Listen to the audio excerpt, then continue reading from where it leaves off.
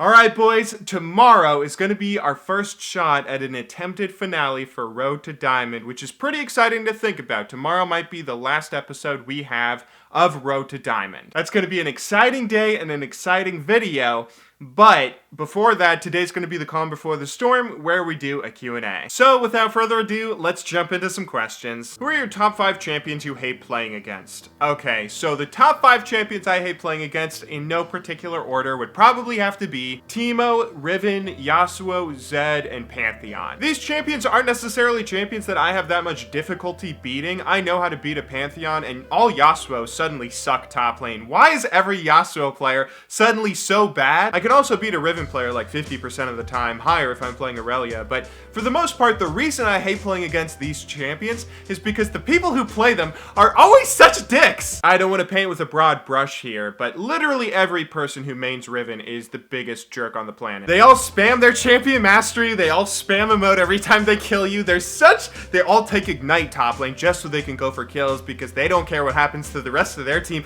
as long as they're killing you. It's so frustrating, and that is why I don't like playing against them. Dogs or cats? Favorite cuisine? Can you pronounce my surname? Are you a fan of Final Fantasy? Top 5 countries that give you views? This guy went really ham with questions. Dogs or cats? I don't really prefer either, although I do like cats a lot when they are chartreux cats and they behave like dogs. Favorite cuisine would have to be salmon. Can I pronounce your surname? Is it like Yangya? Am I a fan of Final Fantasy? Some Final Fantasies are really good, like 6, 7, and 9, but some of them, like 13, are the most awful garbage I've ever seen. And the top countries that watch my videos in order from most views to least are United States at number 1, followed by Canada, United Kingdom, Germany, Australia, Sweden, Netherlands, Denmark, Greece, Philippines, Portugal, and Norway. Gotta love Norway, with skiing and Petter Northug. What was your favorite season of League and why? My favorite season of League would probably be Season 2 or early Season 3. The reason I main top lane is because I've always thought top lane is like the most fun creative role that you can play, because top lane you have all sorts of champions that can be viable in the lane. You can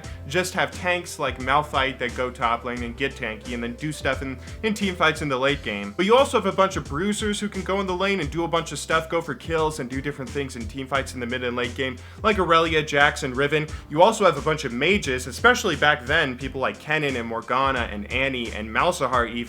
People like Rumble and Vladimir that had these weird hybrid builds that were kinda tanky, but they dealt ridiculous AP damage. Top lane used to be this bastion for creative picks, where you could always play all sorts of different champions that could be viable in different ways, and that's what I love about the lane so much, and that was really highlighted in Season 2. Are you gonna start streaming again anytime soon? I am. The reason I haven't been streaming that much lately is because you guys don't really watch my stream when I play Overwatch or something that's not League, and I hate normal games. Normal games are so boring. It's so boring when I'm not playing ranked, honestly. Like, it's really hard for me to play League if I'm not playing ranked, and I haven't been able to really play ranked on stream because that would impede Road to Diamond. But with Road to Diamond hopefully ending tomorrow, I plan on streaming Saturday, Sunday, Monday, and Tuesday, so we will be back to streaming regularly very, very soon. I get that you're trying the I'm always happy act on YouTube, but why do you do it? I enjoy your streams where you're real just as much.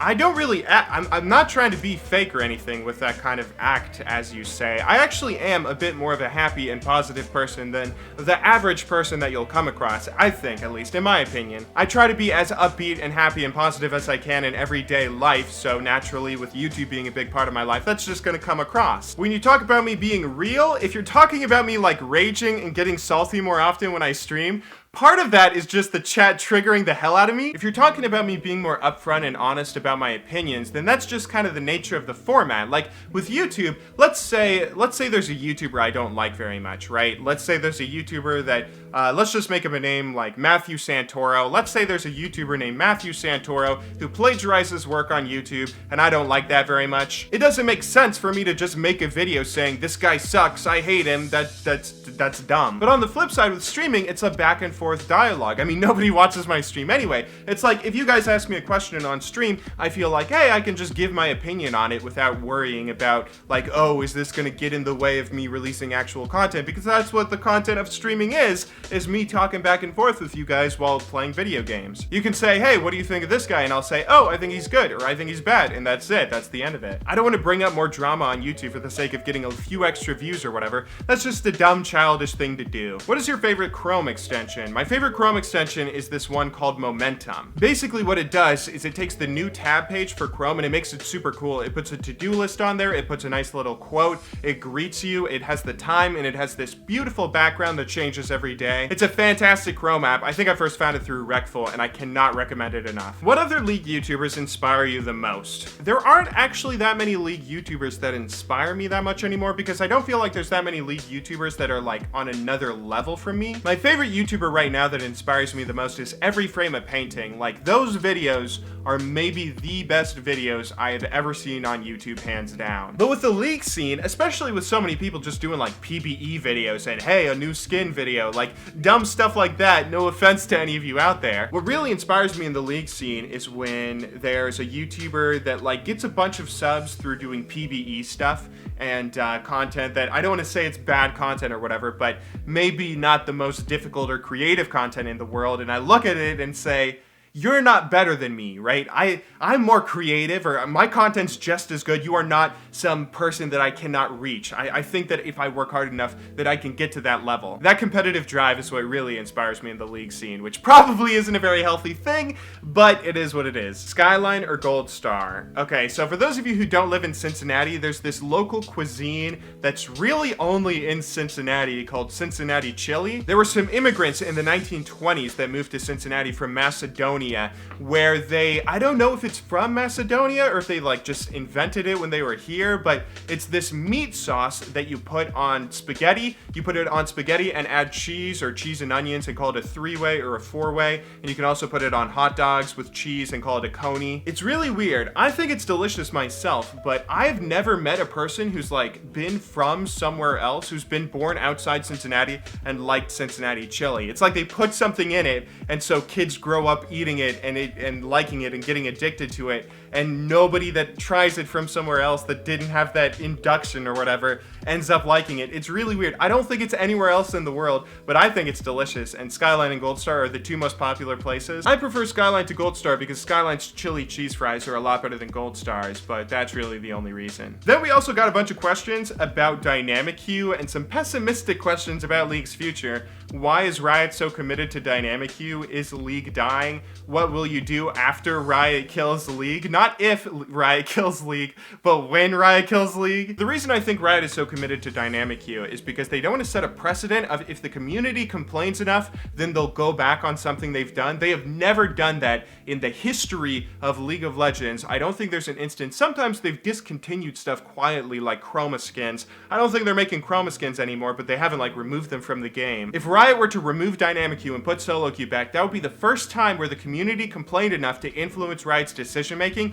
and that's a scary precedent to set. So I think they're just trying to bide their time and make sure that they try their hardest to make Dynamic Queue work, but I believe if it doesn't end up working, they'll probably bring solo queue back, but at the start of a new season. Is League of Legends dying? I don't think it's dying. It's probably plateaued at this point where it's not growing anymore, but it's plateaued at the most popular game on the planet, or the most popular PC online game at least, so I think League is perfectly fine. If League starts dying from something like the Dynamic Queue issue, then we'll see a huge exodus of players, and we'll probably see other games overtaking League more often on Twitch. Those will probably be the first warning signs. And finally, what will you do after Riot kills League? I don't know, honestly. Like, I want to do stuff that I'm interested in, but for the most part, I want to just make you guys happy. I honestly wouldn't be playing League of Legends as much right now if it weren't for you guys, if it wasn't for YouTube. Like, I have a bunch of other games that I play on my own that I love playing, that I sink hours and hours into, but I don't bring them onto my YouTube channel because you guys don't typically like stuff that isn't League of Legends related. A lot of people say, just make what you want, make what you're passionate about, and all the viewers will come, but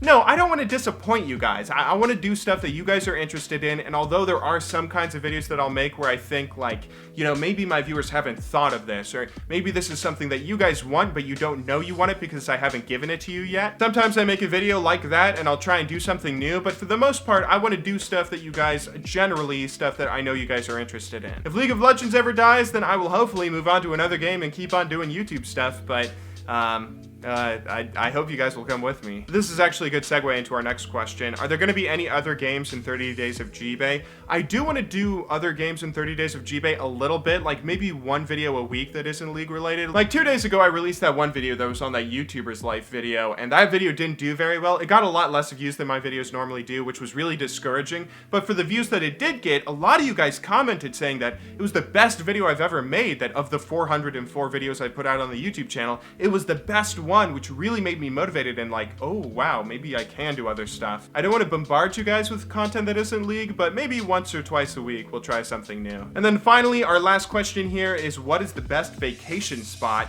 The best vacation spot that I've ever been to is Boca Grande, Florida. It is absolutely paradise. I haven't actually gone since I started doing YouTube. I might go this summer if I can, but it's basically this one little, like, I don't typically like going to beaches that are super popular, right? Stuff in South Carolina or really popular areas in Florida where there's huge crowded beaches where you have tons of people there, tons of families, tons of screaming children. This place in Florida called Boca Grande on Gasparilla Island, though, it's like this really quiet place. It has all these beautiful, beautiful beaches. The water is the perfect temperature almost year round, it feels like. It's such a nice little place. It has a bunch of local restaurants like the Loose Caboose and the South Beach Grill. It has a bunch of delicious places, fun places to play tennis and to play baseball, and these beautiful beaches.